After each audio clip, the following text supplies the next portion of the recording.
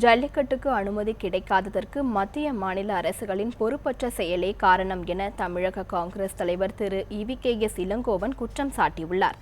சென்னை மண்ணடி பகுதியில் காங்கிரஸ் கட்சியின் சார்பாக மழை வெள்ளத்தால் பாதிக்கப்பட்ட மக்களுக்கு நிவாரண உதவிகள் வழங்கும் நிகழ்ச்சி இன்று நடைபெற்றது. இதில் தமிழக காங்கிரஸ் தலைவர் திரு EVKS இளங்கோவன் கலந்து கொண்டு நிவாரண உதவிகளை வழங்கினார். பின்னர் பேட்டியளித்த அவர் திமுகவுடன் கூட்டணி அமைப்பது தொடர்பாக கட்சி மேலிடம் முடிவு எடுக்கும் என்று கூறினார்.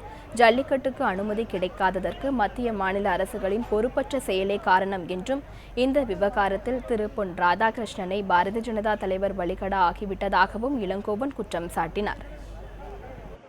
ஜல்லிக்கட்டு நடத்தலாம் என்று அனுமதி தரும்போதே மத்திய அரசாங்கம் வழக்கு மன்றத்தில் நீதிமன்றத்தில் தடை வந்தால் என்ன செய்வது என்பதை யோசித்திருக்க வேண்டும். ஆனால் அவசர கோலமாக இதை ஜல்லிக்கட்டை அனுமதித்துவிட்டு இப்போது கோர்ட்டு தடை செய்து விட்டது, நாங்கள் என்ன செய்வது என்று சொல்வதை ஏற்றுக்கொள்ள முடியாது. அதேபோல் ஜெயலலிதா அவர்களும் மோடிக்கு ஜல்லிக்கட்டு சம்பந்தமாக கடிதம் எழுதுவதோடு தன் கடமை தீர்ந்ததாக நினைத்து விடுகின்றார். எதற்கெடுத்தாலும் கடிதம் எழுதுகின்றார். போய் சேருகின்றதா என்று எனக்கு தெரியவில்லை. காரணம் ஸ்டாம்ப் போட்டி அனுப்புகின்றாரா இல்லையா என்று எனக்கு தெரியவில்லை.